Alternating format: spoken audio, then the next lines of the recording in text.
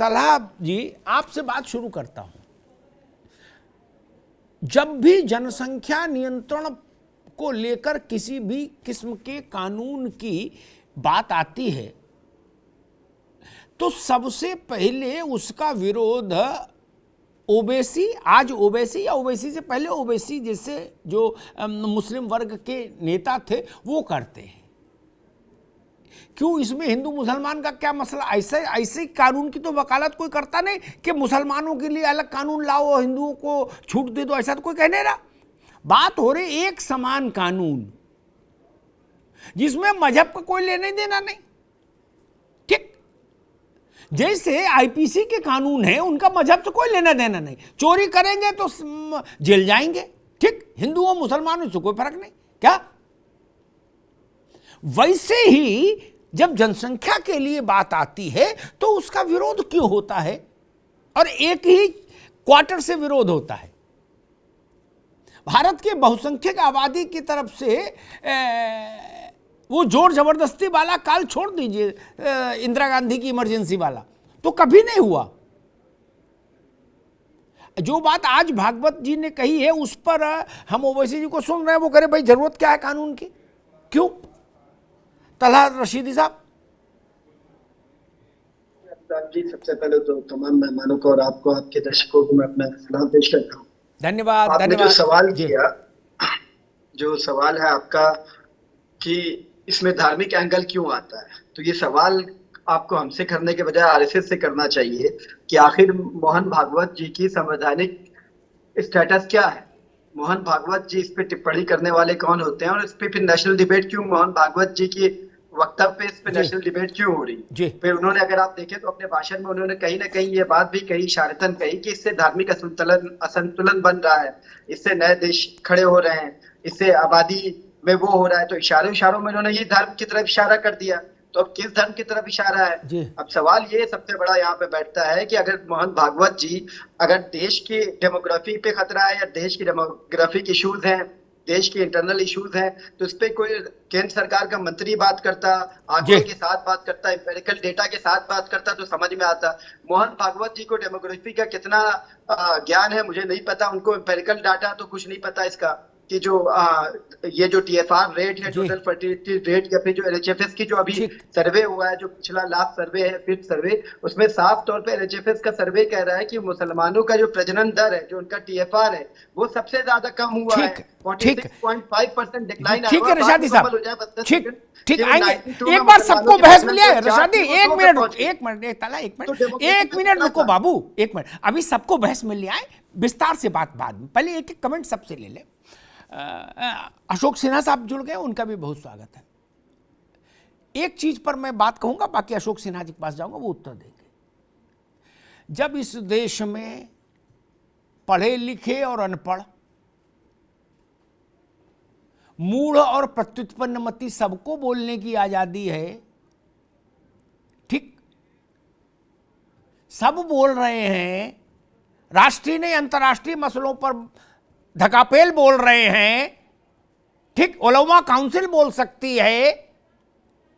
आपके पास कितने मेंबर होंगे उलमा काउंसिल के पास? मोहन भागवत इसलिए बोल सकते हैं कि नहीं, आप अभी बीच में नहीं, मोहन भागवत इसलिए बोलना चाहिए उनको क्योंकि मोहन भागवत जिस संगठन के मुखिया हैं, उस संगठन के पास इस देश की बड़ी आबादी के स्तर पर फॉलोअर हैं, इसलिए बोल सकते हैं।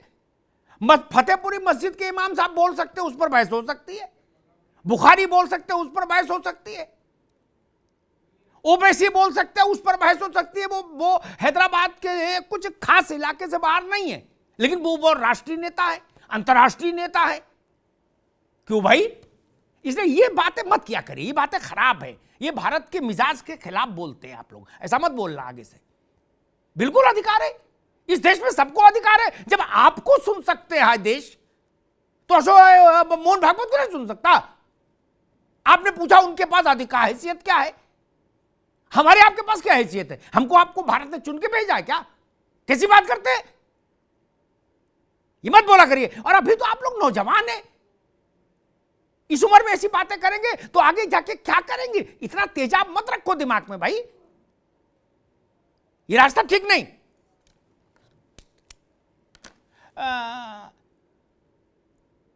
हमने ये रास्ता कभी नहीं पूछा धर्माचार्यों से,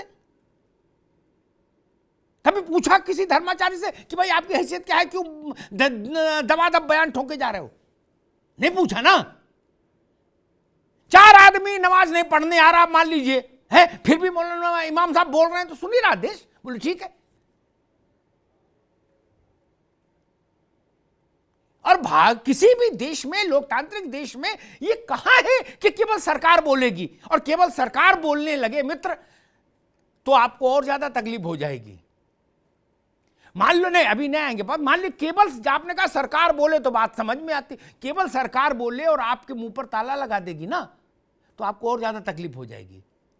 अगर केवल योगी जी बोलेंगे तो आपका बीपी बढ़ जाएगा, इसलिए सबको बोलने दीजिए तो थोड़ा ठीक रहेगा। ठीक है, अशोक सिन्हा साहब आगे हैं। अशोक सिन्हा जी, मसला वही जो बात भागवत जी ने कही, मुस्लिम पक्ष कह रहा है कि कानून की जरूरत नहीं और ये कानून हमको टारगेट करके लाया जा रहा है।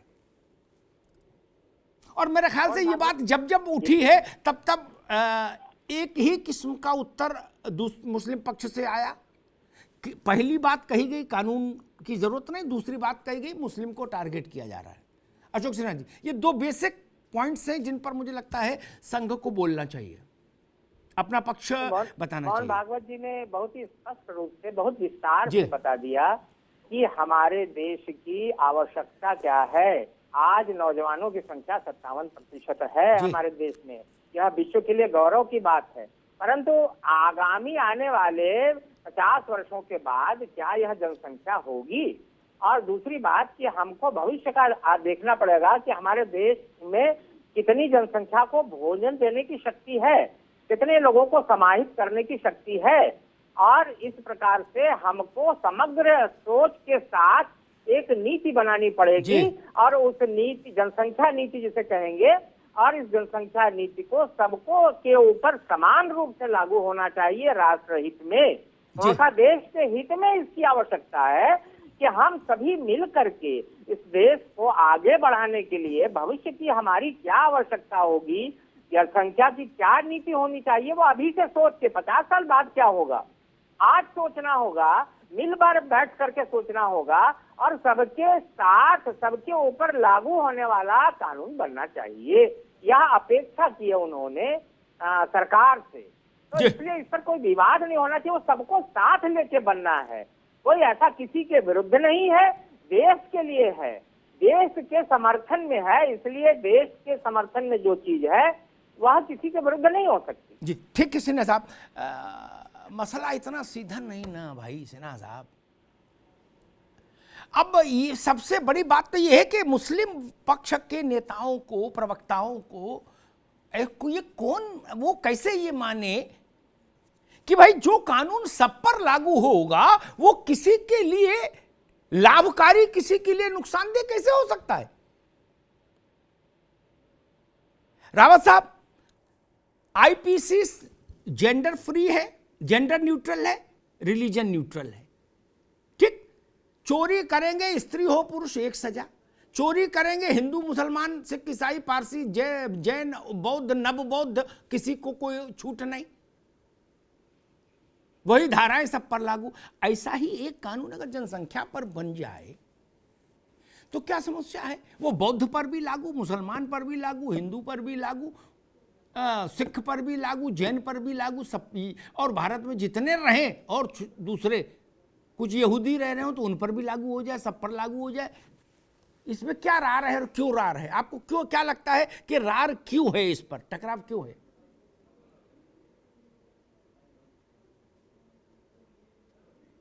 राव साहब। जी अमिताभ जी, मोहन भागवत जी ने जो बात कही है जी, वो आज के परिप्रेक्ष्य में उसकी आवश्यकता है। आवश्यकता तो सन 75 में भी थी, पर तरीका गलत था। 75 में भी अगर उसको ठीक से किया जाता, जब कांग्रेस सरकार ने किया था, कि उस समय की जनसंख्या और आज की जनसंख्या में तो डबल फर्क आ गया। अगर आंकड़े देखे जाएं तो जी जमीन उतनी ही है, जमीन तो बढ़ नहीं सकती। पानी भी सोर्सेज उतने ही है, पानी बढ़ नहीं सकता। खाने कमाने के सोर्सेज भी उतने ही है, वो फैल नहीं सकते। समुद्र की तरफ जमीन नहीं जा सकती। आप जनसंख्या बढ़ा लेंगे तो पानी कहां से आएगा?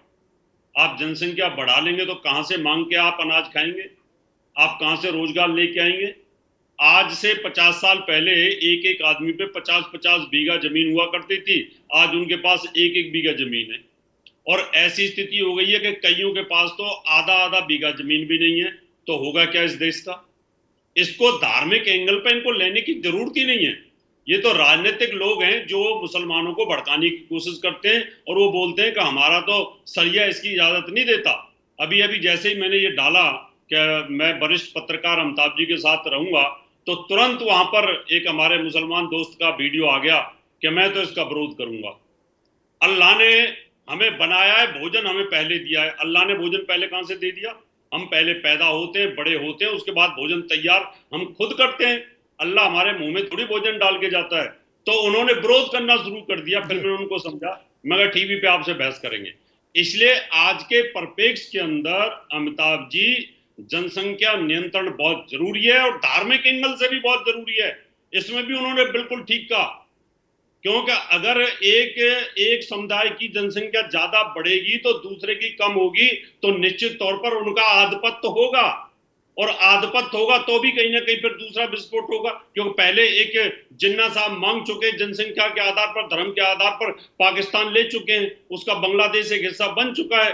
तो इसका मतलब ये बहुत जरूरी है और सरकार को तुरंत इस पर एक्शन लेना चाहिए और कानून बनाना चाहिए।